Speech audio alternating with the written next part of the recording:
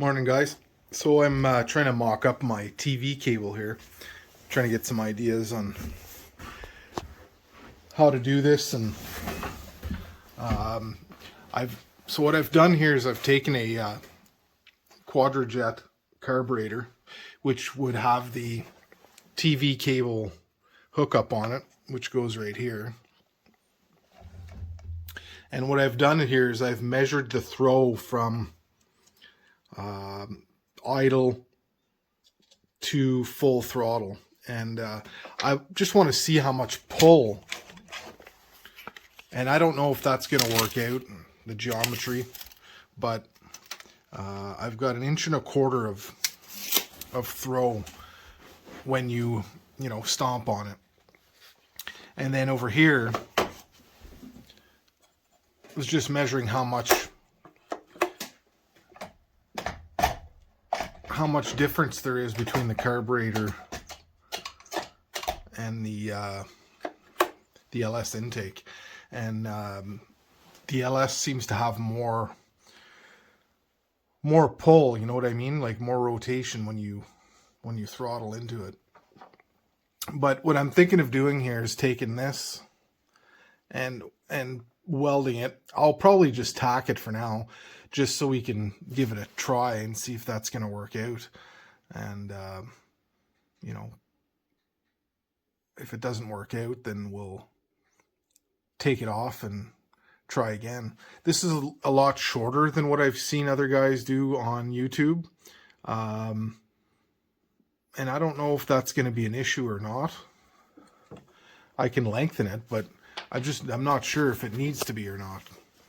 I know other guys, they usually go in a straight line across from the cruise control bracket, and I'm wondering if I need to do that or not, because if I go here, it seems to have about 1.5 inches of throw, and if it were longer, it would have more throw, I think. So I think I'm going to try this and see what happens. Because, I mean, I can always put a spring on the cable. And that'll give me a little more of a fudge factor, if you will. So I think that's what I'm going to try and do. I'm going to tack it on. I want to get ready to bolt this intake on. But once it's in there, it's going to be a lot harder to weld, obviously.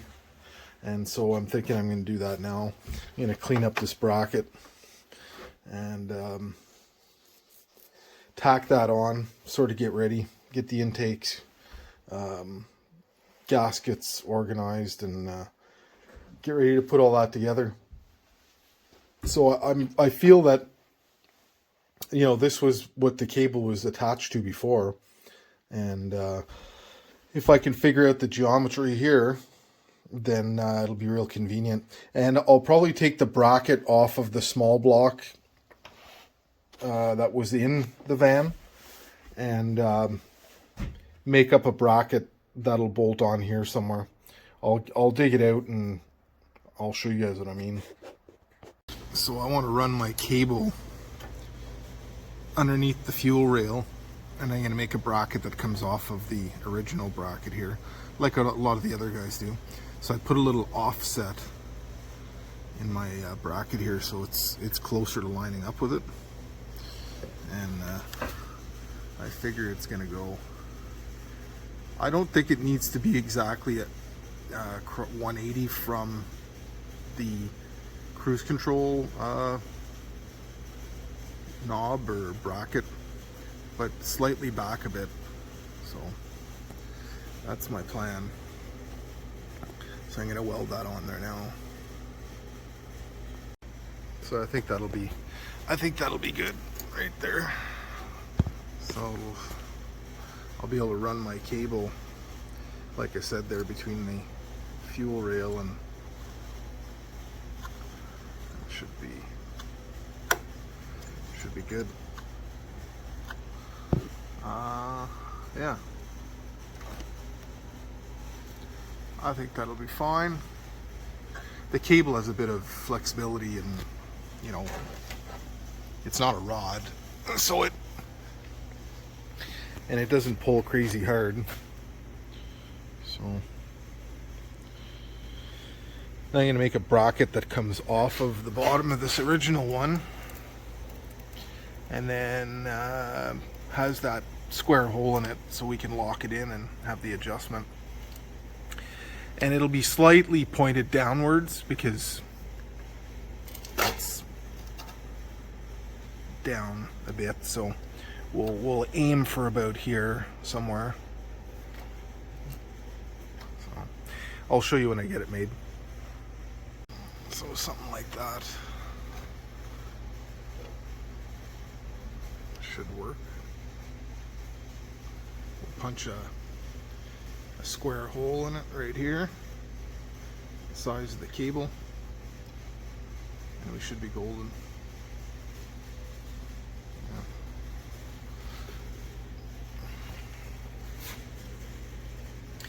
I went with aluminum because I had a convenient piece right at my workbench here, so it's going to be painted anyways, and I'll just pop rivet it to the top of this bracket, and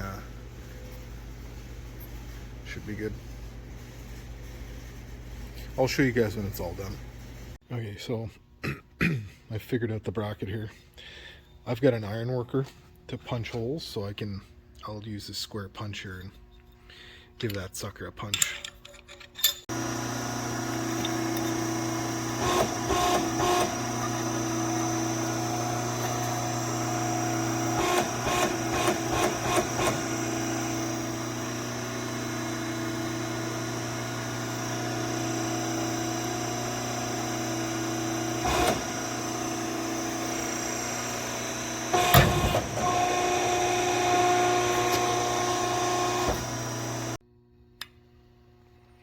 There we go.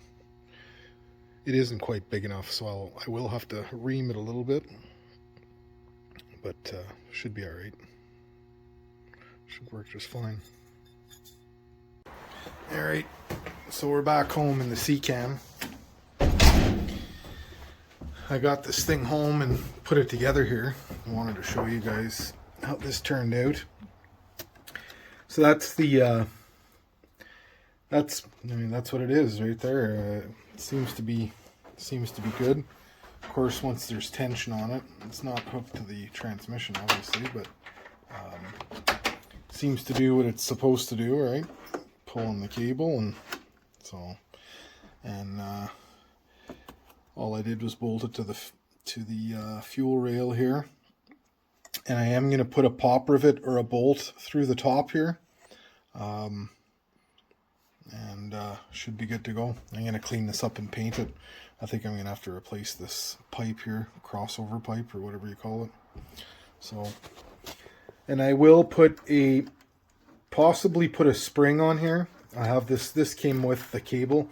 By the way, for all you guys doing an LS swap and you're using a 700R4, this is a cable out of an 88 IROC. I read it somewhere.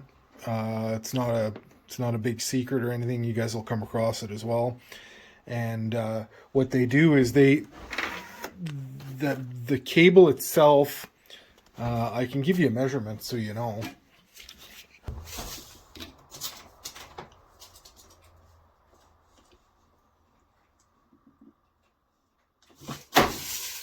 .44 All right, so from the bracket, the face of where the bracket's going to sit, to the face of this face here, where the transmission's going to sit up against it, is 44 inches. They didn't give me that measurement when I ordered the cable. It was 61 inches is what they tell you is the measurement. That's because look at how long the inner cable is. And then they put this guy on there so you can set your length, you know, and tighten the bolt. I took the bolt out, but so yeah. And then so for anybody doing a 700R4, I think this is the way to go. I think I'm gonna probably lean this bracket a little more so it's more in a straight line, so it doesn't wear the end on that. So it's probably I'm probably gonna take some of this bend out a bit here. I didn't know if I was going to have the space for it, but I do. So I'm going to take a little bit out, and that way it's pulling more direct. But so yeah, 88 IROC. It was like $60 or something, and you can. So there you go. Not too complicated. If you don't have, I know not everybody has a punch. If you don't have a punch, you just drill 4 holes and use the jigsaw. You know, especially if you're using light material or aluminum, it's not a big deal. And I don't know if I need to explain this to you, but you know, if you're making a square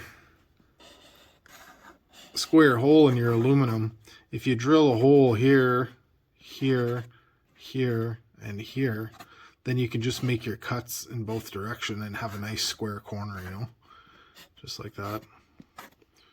So anyways, all right, thanks for watching, guys. Just a short video, show you how I'm doing it, and I'll let you know how well it works once it's in the van. It's getting real close there now, just doing the, you know, little details. Thanks for watching, guys. Don't forget to hit that like and subscribe, and we'll see you on the next one.